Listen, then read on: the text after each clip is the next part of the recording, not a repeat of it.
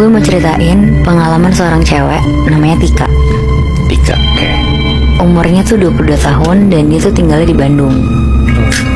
Tika tuh masih kuliah karena kampusnya di Depok. Jadi si Tika ini tuh nyewa apartemen di Depok.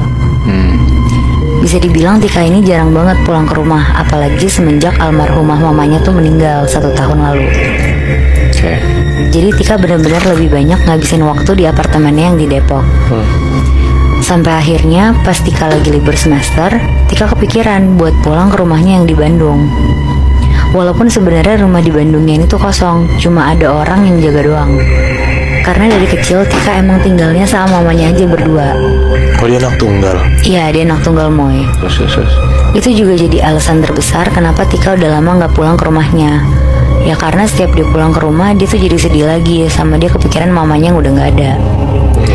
Jadi Tika nih berusaha buat ngedistract pikirannya dengan dia tinggal dan kuliah di Depok. Tapi karena dia juga bingung mau ngapain lagi di Depok, akhirnya dia pulang ke rumahnya. Tika naik travel dari Depok ke Bandung. Sebenarnya pikirannya Tika tuh selalu mamanya. Dia selalu ingat apapun yang dia dan mamanya lakuin di rumah. Tika juga sempat netesin air mata pas di travel. Tapi di sisi lain dia juga harus kelihatan kuat kan, karena udah setahun yang lalu mamanya meninggal. Setelah 4 jam Depok Bandung, akhirnya kira-kira jam 5 sore sampailah Tika ke rumahnya. Dari pas masuk pagar, Tika mikir apa dia jual aja ya rumah ini. Karena dia ngerasa rumahnya tuh gede banget untuk dia tinggalin sendiri. Pas pikirannya lagi kemana-mana, tiba-tiba dia disamperin sama Pak Rahman. Pak Rahman itu tuh yang biasa jaga rumah Tika selama Tika di Depok. Pak Rahman nanya, "Neng di Bandung sampai kapan? Mau ditemenin nginep nggak? Berani nggak sendiri?" Tika jawab, "Belum tahu sampai kapannya Pak. Nggak usah ditemenin, nggak apa-apa. Ini kan juga rumah saya, kenapa harus takut?" Habis itu Pak Rahman bilang, "Ya udah Neng, saya pulang ya."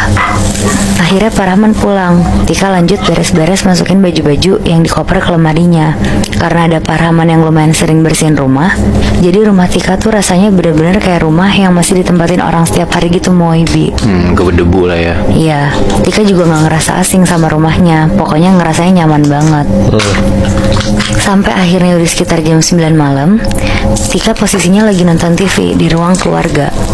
Pas lagi nonton, tiba-tiba dia nangis kejar banget. Ternyata karena dia keinget almarhumah mamanya yang selalu nonton TV malam-malam sama dia. Pokoknya apapun yang Tika lakuin di rumah itu tuh dia ngerasa bawaannya tuh selalu sedih. Akhirnya sekitar jam 11 malam dia mutusin untuk masuk kamar dan siap-siap tidur. Pas mau tidur, Tika berdoa dan bilang kalau dia tuh mau banget disamperin mamanya di rumah ini. Pokoknya dia tuh mau ngobrol sama mamanya untuk terakhir kalinya. Dia berdoa sambil nangis-nangis saking sedihnya. Pas jam 2 pagi, Tika tiba-tiba kebangun. Dia kayak ngedenger suara TV di bawah tuh nyala. Terus disamperin kan sama Tika ke bawah. Pas dia lagi jalan ke bawah turun tangga, tiba-tiba dia denger kayak suara mamanya tuh lagi ketawa. Tika kaget kan, terus dia lari turun tangga menuju ke ruang keluarga tempat dia nonton TV tadi. Pas Tika ngeliat, gak ada siapa-siapa, tapi bener posisi TV itu tuh nyala. Akhirnya dengan rasa kecewa, dia matiin TV-nya dan dia balik lagi ke kamarnya untuk lanjut tidur. Besokannya, pas Tika bangun tidur, dia ngerasa badannya tuh kayak pegel-pegel gitu satu badan. Terus dia tuh mikir, paling karena kecapean aja kemarin dari Depok. Tadinya Tika mau ketemu teman-temannya yang di Bandung, tapi Tika ini tuh ngerasa kayak nggak sanggup gitu loh buat pergi, kecapean banget gitu badannya. Akhirnya dia mutusin untuk di rumah aja, istirahat dulu, baru besok pergi ketemu teman-temannya. Karena Tika sendirian, jadi dia sebenarnya gabut kan. Akhirnya dia ke kamar mamanya dan dia buka-buka album foto lamanya. Pas dia buka, dia kaget banget. Tiba-tiba ada suara, "Tika, Tika." Di situ Tika kaget banget karena itu suara yang persis banget sama mamanya. Tika ngeliat sekeliling tapi nggak ada siapa-siapa. Dia jalan ke arah jendela kamar mamanya, nggak ada orang. Bahkan dia tuh sampai buka pintu kamarnya, nggak ada siapa-siapa juga. Tapi di situ Tika agak seneng karena dia ngerasa mamanya tuh denger doa dia. Akhirnya dia nyoba nyari dan dengerin suara yang manggil dia itu. Tika keluar kamar, dia jalan, masih ada tuh suaranya. Makin lama suaranya makin jelas dan asalnya tuh ternyata dari lantai 3 rumahnya. Nah, lantai 3 rumahnya itu tuh loteng. Tapi di situ Tika tetap ikutin suaranya. Dia naik ke tangga atas, jalan pelan-pelan. Pas dia buka pintunya, Tika ngeliat ada sosok mirip banget sama mamanya lagi duduk ngebelakangin pintu sambil bilang, "Tika, sini nak, mama pulang." Di situ Tika lari masuk ke loteng, nyamperin kursi tempat duduk mamanya. Pas dia ngeliat mamanya, Tika mau meluk mamanya, tapi pas dipeluk, mamanya hilang, bener-bener langsung gak ada. Setelah maghrib, Tika nelfon Pak Rahman untuk ceritain apa yang dia lihat tadi. Pak Rahman di situ kaget banget dengernya. Pak Rahman bahkan bilang untuk jangan pernah ikutin suara itu lagi, karena itu nggak mungkin mamanya Tika kan. Tapi Tika di situ nggak peduliin omongan Pak Rahman. Ya kayak si Tika ini tuh udah buta lah dan udah nggak mikir pakai logika lagi. Di situ dia bener-bener ngerasa kalau sosok tadi tuh udah pasti mamanya. Akhirnya sekitar jam 10 malam, Tika ini sengaja pengen banget ngeliat mamanya lagi.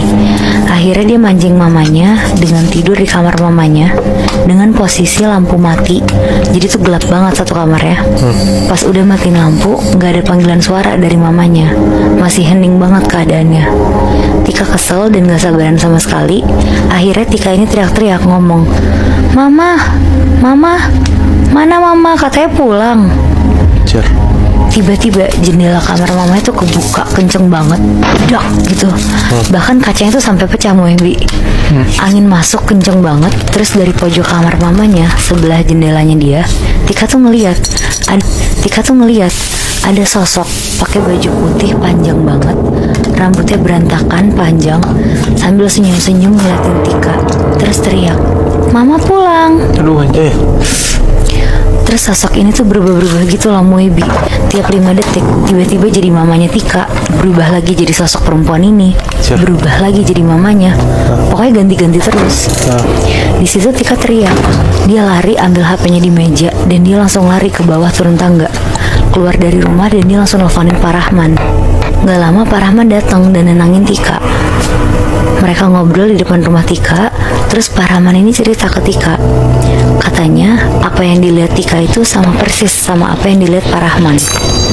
Katanya itu tuh sosok jin yang menyerupai manusia. Dan semakin dia ngerasa ada manusia yang kepengen dia ada, semakin dia seneng dan dia akan terus ngikutin orang yang manggil dia. Akhirnya karena Tika ketakutan, di situ Tika makin yakin untuk ngejual rumahnya. Karena setiap malam Tika tidur, Tika masih suka dengar suara mamanya tuh manggil, "Tika, Tika." Sampai rumahnya udah kejual dan Tika balik ke Depok pun, Tika tuh kalau lagi ngobrol dan ketawa-tawa sama teman-temannya, kadang dia dengar ada suara ketawa dari belakang yang ngikutin Tika. Tapi karena Tika tahu itu bukan mamanya, jadi dia benar-benar udah nggak peduliin suara itu sama sekali. Cuma setiap malam emang Tika tuh jadi makin keinget mamanya, karena emang suara yang persis mama itu selalu manggil Tika. Tapi dia ingat kata Pak Rahman, selama Tika masih berduka dan ingat mamanya, sosok ini tuh akan selalu ngikutin Tika. Karena sosok ini ngerasa dipanggil sama Tika dan dibutuhin sama Tika. Wow, salah banget sih Tika pertama kali yang ke rumah di Bandung langsung nyari tahu mamanya kayak gitu ya. Iya makanya Moy. Malah sosok rumahnya itu malah ngikutin Tika ya. Iya benar. Tapi sedih juga gak sih? Tika tuh kangen sama nyokapnya ya gak sih? Iya. Tapi malah kena yang kayak gitu. Iya. Soalnya menurut gue Bi, kalau misal orang lagi sedih banget kan pasti rentan banget kan. Iya. Nah jadi si Tika ini jadi sasaran empuk buat si makhluk halus yang ada di rumahnya dia di Bandung ini. Iya apalagi rumahnya udah lama kosong kan. Nah